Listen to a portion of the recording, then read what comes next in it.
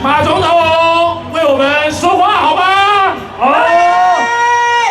国民党大团结，挥舞我们的国旗，欢迎正港中华民国的总统，咱的马英九马总统破下会议，马英九。吴主席，各位本党总统候选人，各位关心台湾民主的好朋友们，大家午安，大家好。好。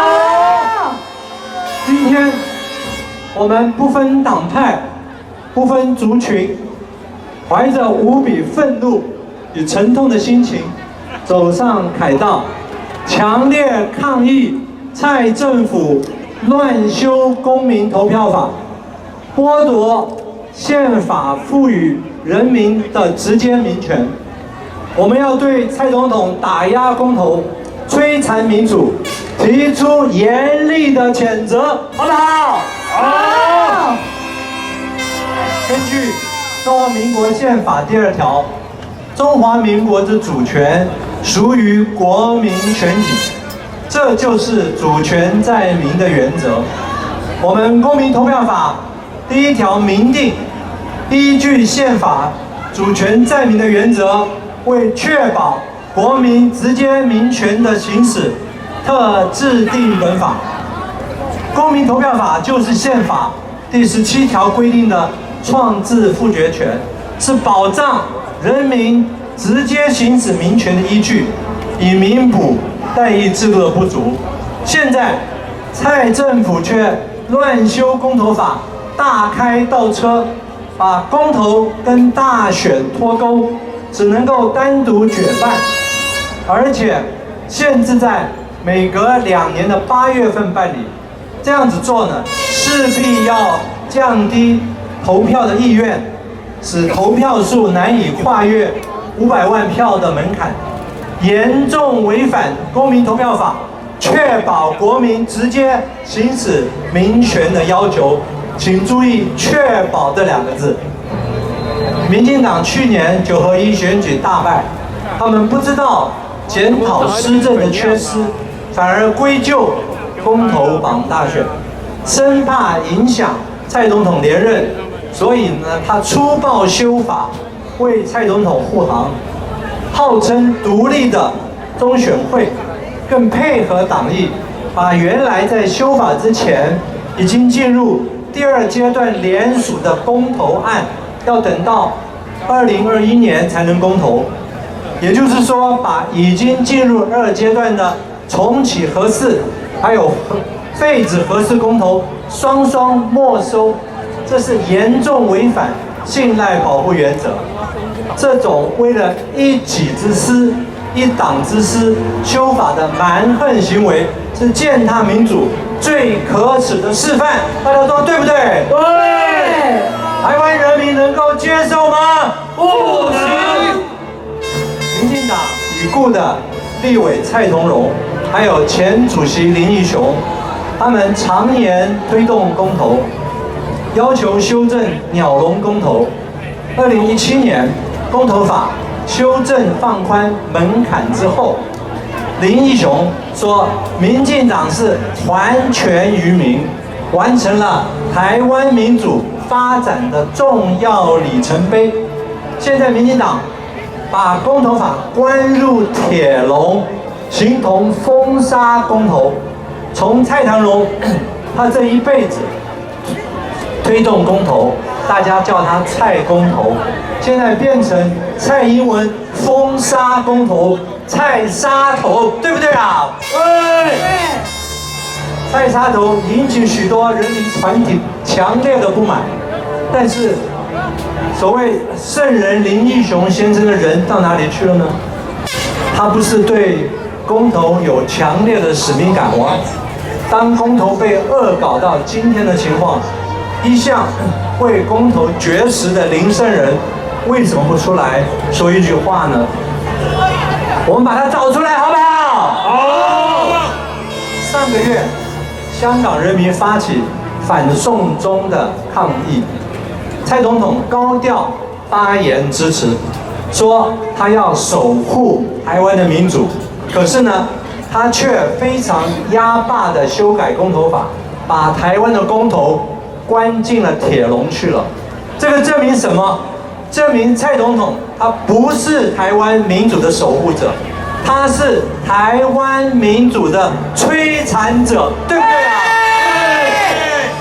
各位看一看，香港政府他所剥夺的是香港人民免于恐惧的自由，蔡总统剥夺的是台湾人民参加公投的权利。香港它其实逃犯条例啊，因为人民的抗争，港府决定停止审查，而我们的公民投票法修正案啊，却在民进党的府院党联手之下，1天之内就匆匆的通过。蔡总统打着民主反民主，根本没有任何资格，没有任何正当性来批评港府跟中共，他根本只借着反对中共来骗取选票而已，对不对啊？对。这是一个令台湾人民感到不耻的行为，大家说对不对啊？对。在这里，我要向香港的朋友呼吁，我们台湾人民关心香港朋友的反送中的抗争，也希望香港朋友关心我们反铁楼公投法的抗争，对不对？是。我们双方为的都是捍卫人民最基本的自由与人权。台湾和香港的人民更应该在民主与人权议题上团结起来。大家说好不好？好！香港加油，台湾加油！3年来，蔡政府摧残台湾民主法治的暴行，可以说是罄竹难书。譬如说，党产会可以不经过法院，就擅自冻结没收反对党的财产；促展会自我定位为东厂，打击反对党的候选人；中选会违反行政中立，刁难公投法；教育部违反大学法的大学自治的要求，阻挠台大管中闵校长上任；通讯传播委员会 NCC 针对性的开罚媒体，危害言论自由。蔡总统提名的监察委员居然弹劾检察官，干涉司法独立。同时，蔡政府修改国家安全法，滥用国家安全的名义推动中共代理人修法，要钳制言论自由跟人权。无论是管制强度跟处罚的严厉，他现在定的法律都要比30年前动员戡乱时期还要更强更烈，这样做对吗？不对。在蔡政府这种违法滥权的作为之下，台湾面临前所未有的民主倒退的危机。绝对的权力使人绝对的腐化。我再说一遍，绝对的权力使人绝对的腐化，这就是蔡总统执政3年的写照。他沉溺于权力无法自拔，但是我们台湾不能被他拖着沉沦，我们不能够坐视台湾民主被摧残，更不能够让专制独裁的政府做大。明年一定要用选票制裁这个背弃民意、打压民主的政府，好不好？好！我们一定要惩罚这个既不民主也不进步、挂羊头卖狗肉的政党，让我们大家一起来努力，好不好？好！谢谢大家，谢谢现在我们民进党对中华民国无情无义，国民党我们留有吴敦义。好，在吴主席讲话之前，我们介绍一下我们今天的郝副主席来到我们现场，还有曾永权副主席，还有我们全部的中常委也在后面，还有我们连胜文先生也来到现场了，跟大家打个招呼。接下来，我们掌声欢迎无情无义爱台湾男人吴敦义出现。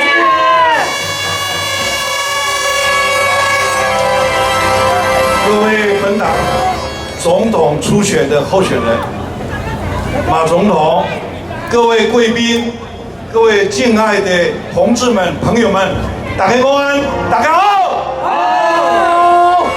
首先要感谢全国的选民，在去年9合1选举，在22个县市赢得了15个县市长，22个县市的议会，我们赢得了19个县市议会的议长。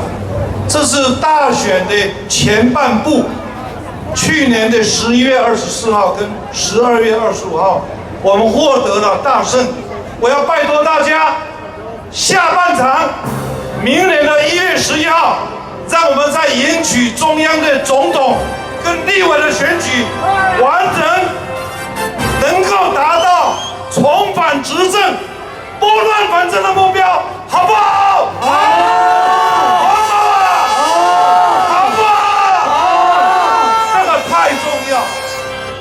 各位，蔡英文女士曾经吹牛，说20几年来，她的政绩经济是最好。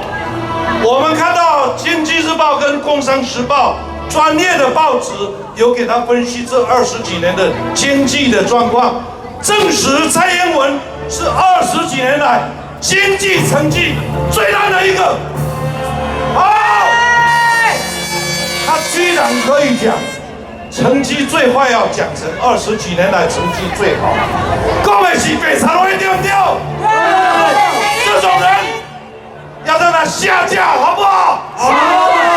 用选票让蔡英文下台，好不好？好。不是只有经济不好，他两岸也没有搞好。现在等于两岸是僵持对峙的局面。过去我们开放国际的观光客到台湾来，我们从民国97年到104年，这8年当中，我们的观光旅游的客人来台湾的，从97年的，我现在念每一年的数字，从384万到439万，到556万，到608万，到731万，到801万，到991万，到1043.9万，每一年都跳一个百万位数，对不对？但是蔡英文女士做总统之后，这个上升的趋势就降低了。我们执政8年的最后1年，大陆的观光客来418万，你去问问蔡英文，去年有达到418万吗？已经减少了，对不对？所以旅馆、车辆、饮食店、买卖店，通通吃亏了。让我们国人不要吃亏，就只有明年1月11号把它赢回来，好不好？好不好？好。看，光是经济它就不行，治安也不行哦。各位印象很深哦，大概之前半年多前，在3个月之内就发生了3个杀人分尸案，第一个是在华山，第二个在台中，第3个在台南。这个是在马英九总统8年之内没有发生过的治安坏的状况，对不对？对。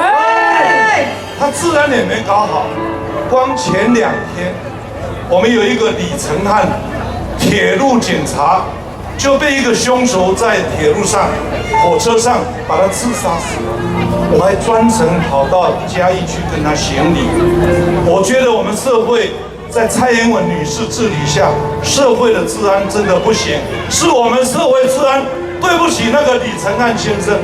我们一定要重返执政，让治安好起来，好不好？好。治安好不好？要好起来哦，一定要好起来。两岸也要和平稳定发展，好不好？好。两岸不要对峙嘛，不要打仗，不要流血，能够做贸易往来，互相赚钱，相互平安，稳定发展，这个两岸关系是我们最大的期待，对不对啊？们是炎黄子孙，同样是中华文化的传人。只要我们爱国家、爱台湾，我们希望台湾风调雨顺，中华民国国泰民安，希望两岸和平稳定发展，对不对啊？对不对？对不对？对。所以我们要跟各位报告，上半场我们选赢了很多，但是下半场要决定总统的人选，有总统才有行政院长，有总统打赢了，立法院再能够过半，我们才能够充分执政，把民进党这几年执政的坏点子、不好的成绩，我们把它翻过来，赶到总反执政，拨乱反正，好不好？好。蔡英文做的不好的，让我们国民党重新执政，把它做好，好不好？好。最后，祝福我们所有的好朋友，今天中国国民党党内总统的初选，5个候选人都非常出色。只要大家团结一心，这5个人里头，不论哪一位出现，其他4个人一定要全力支持。只有共同努力，团结在一起，让我们中国国民党能够推选出这5个里头都很优秀，至少有1位可以代表中国国民党赢得总统的胜选。大家努力，大家团结，大家打拼，好不好？